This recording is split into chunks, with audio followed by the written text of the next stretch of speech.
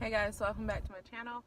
If you are new here, welcome to my channel. Sorry, this is just going to be like a really real introduction to my channel, but if you've been following along, you know that I've been trying to document my journey as far as like wanting a natural vaginal birth after 2 C-sections, and I was trying to figure out when I was going to do my pregnancy update. And so I just finished my doctor's appointment and I decided now is a good time.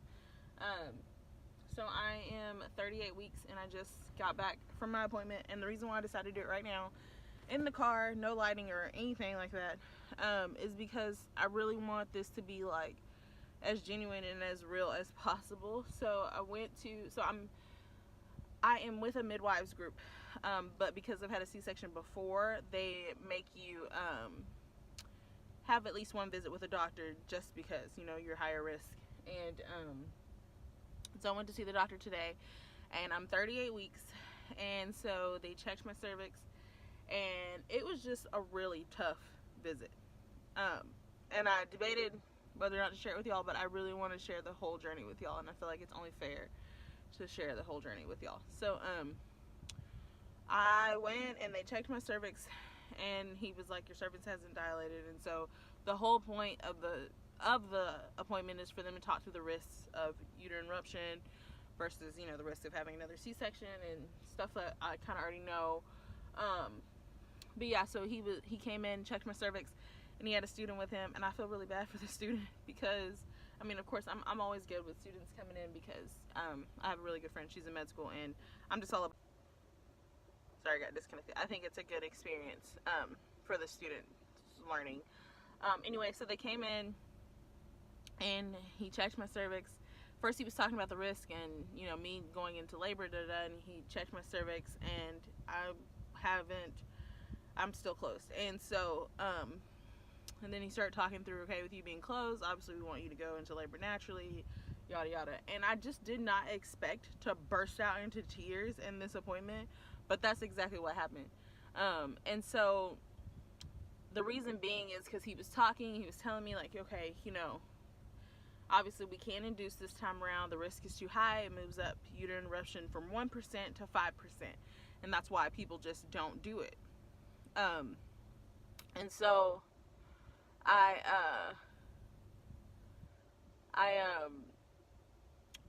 he was talking to me, sorry I got distracted, he was talking to me, and I just asked him, I was like, okay, I'm not trying to be funny, because he was a really nice doctor, and usually you can get some doctors that are just so negative to the whole thing, but he's really kind, had a very sweet spirit. And so I told him, I'm not trying to be funny, but what would have happened to me if I would have been, I don't know, pregnant back in the day, like what would have happened?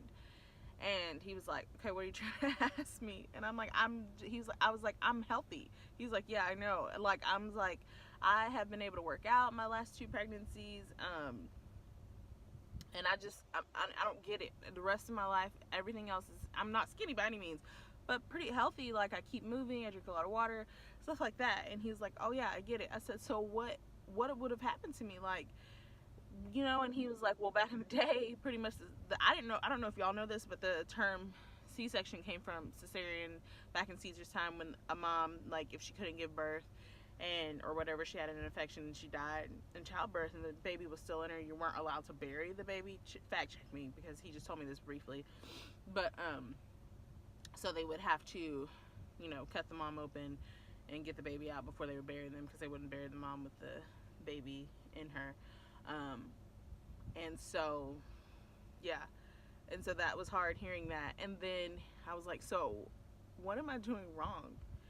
And he was like, nothing. He was like, honestly, he was like, when I check to see if you're dilated, you have the perfect pelvic bone, which is weird to be talking about, but he's like, you have the perfect pelvic bone to give labor. You just don't, your cervix doesn't dilate. And so that was the issue with my past 2 births. And so to hear that, like, was really hard. It was really, really hard. And I'm just recording this because I want to capture my emotions, especially, like, I'm still hopeful to have a natural birth. I am. And I want to be able to see when it got hard, because I told y'all that I'm not like a positive thinking natural person, and I'm working on it. But yeah, it was just hard. And just hearing that, like, he's like, you can try all the things online, he's like, but you're not doing anything wrong, and there's no proof that any of it works. But you know, it kind of just is what it is. And just to think that, like, part of me feels blessed that we live in a time where I don't have to die in childbirth, and then another part of me feels like,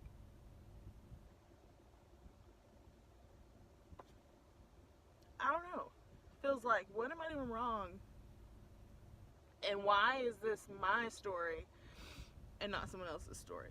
So I don't know, I don't want to seem ungrateful or dramatic, but I do want to take y'all through the journey, because I know you guys are going through similar things. And whenever I successfully have my VBAC, I want to be able to look back at this and just know that, man, God, like, you were still there even in the midst of that. And I want to know, I just want to know that, I don't know, like, even if it doesn't go the way that I want it to go, I want to know when I look back at my kids later on in life, like, if they were just worth it. But I just can't visualize myself having another C-section, honestly, because it's just hard. And if you've had one, you know. So he ended the appointment. We went to the sonogram because my baby was turned a little bit. Her head was in my hip. And he's like, well, the good thing is she's head down, and the likelihood of her switching positions right now, sorry, this is a really rough video. It is what it is.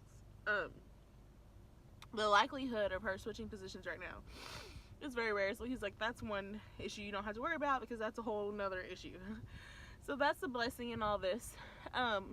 What am I gonna do now?